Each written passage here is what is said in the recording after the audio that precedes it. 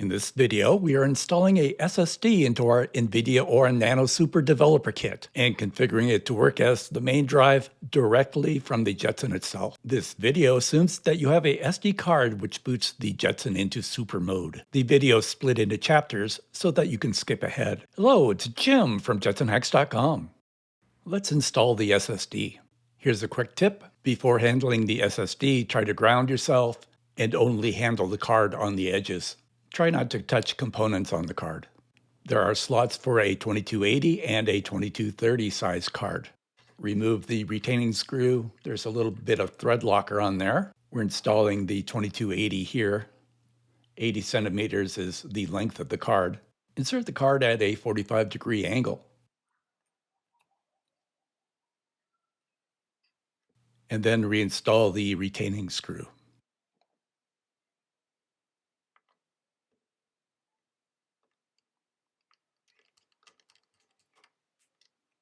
Installation complete. It is the same procedure to install a 2230 card. The card is 30 centimeters long. For best results, have only one SSD installed when going through this procedure. Okay, so why are we looking at solid-state drives? Here's the main reasons people choose to use SSDs in their Jetsons. SSDs are designed for durability and heavy random access workloads. SD cards are optimized for lightweight sequential tasks like storing photographs. SD cards aren't really built for running operating systems. SSDs connect to the Jetson through the PCI Express bus, which allows for more than 10 times better performance over a SD card. The third reason is that they are more reliable, not only because of technical items like error correction and wear leveling, but there are no mechanical points of failure. Everyone has their favorite SD card failure stories, and it's fortunate that we can predict when they will fail. The answer is exactly when you cannot afford it to fail. They are designed to maximize your embarrassment and frustration. When we remove the Jetson module from the carrier board, we can see the SD card reader more clearly. The SD card reader itself is often a point of failure. It is difficult to access, and sometimes the spring-loading mechanism fails. Also, when using the reader, you're pressing against the circuit board connection. The SD card reader may detach. When we look at the SD card side by side with SSDs, there is a noticeable difference. The SD card is much smaller. Normally in electronics, we consider this good, but in this case, the size difference is due to additional circuitry on the SSDs. You can see that the SD card doesn't have much room and includes just a flash memory chip. It's impressive for its size, but is not performant. On the other hand, the SSDs have much larger flash memory chips, as well as an advanced controller. Some SSDs have DRAM for caching. However, this performance comes at the cost of extra power and heat. Here are some terms that are useful to know. You will hear the term firmware. This is the low-level software that configures the Jetson when the power is turned on. The firmware is stored on the Jetson module in a type of flash memory. The flash memory is connected to the Jetson via QSPI and is commonly referred to as QSPI for that very reason.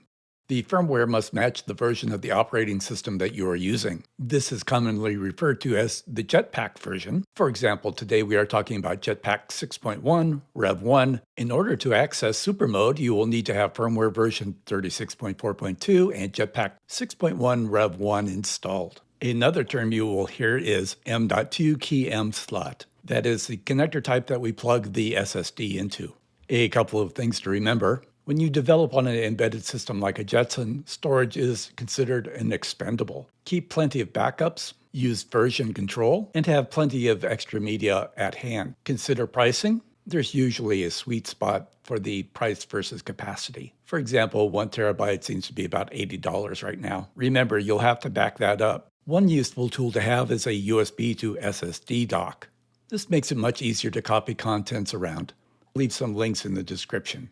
If you are able to get your Jetson Orin Nano running in super mode on a SD card, I've written some scripts that should allow you to configure your SSD directly from the Jetson. On the Jetson Hacks account on GitHub, there is a repository named Migrate Jetson to SSD. Let's take a look at our drives. We run the disks application. We are running from the SD card. Let's make this full screen. The SD card has 15 partitions. Partition 10 is used by the UEFI bootloader. It's formatted as FAT32, which is a Windows format. The root FS is stored on partition 1. It's at the end of the drive. It's formatted ext4. We will duplicate this structure on the SSD. I've installed a 500 gigabyte drive. Let's reformat the drive and erase it. You should make a backup if you want to save the data. Let's format disk, and we'll remove all the partitioning. Are you sure? Password. The script will repartition the drive. I do this just to feel better about myself. Let's close this up. Let's clone the repository.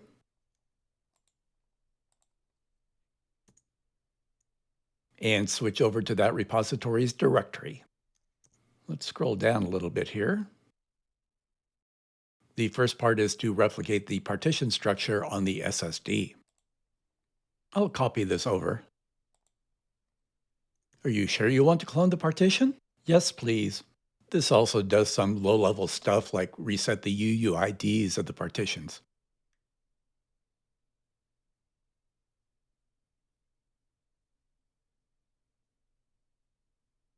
This takes about 20 seconds altogether. Let's see if it took. Take a look at disks. Notice that partition 1 is the same size as on the SD card. You can resize it now or after you've copied the data. It looks like we're ready to start copying now. The second step is to copy the SD card over to the SSD. Are you sure you want to copy contents? Yes, please. This takes about 15 minutes or so, depending on what's on your SD card.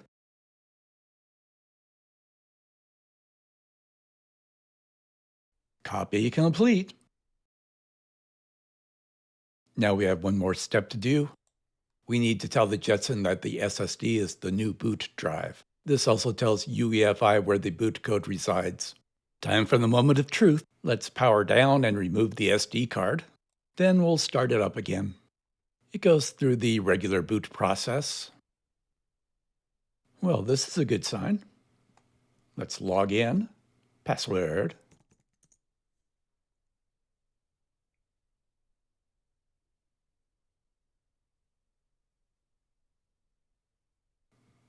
It looks exactly the same. Let's take a look at the drive. We can see that there's only one drive now. I had some Docker images on there. Let's take a look. There they are. We're running in max N mode. L4T 36.4.2. It looks like everything took. Before I forget, let me show you where you resize the partition. Open up the disks application. Select the drive. Select partition 1. Then click the gear icon. And we want to go to resize. And here's where you can grow the partition to be the size you want. Hey, if you liked the video, give it a thumbs up. And if you have not already, please subscribe. If you get it to work, let me know in the comments. If you want a video on the SDK Manager, let me know in the comments. Thanks for watching.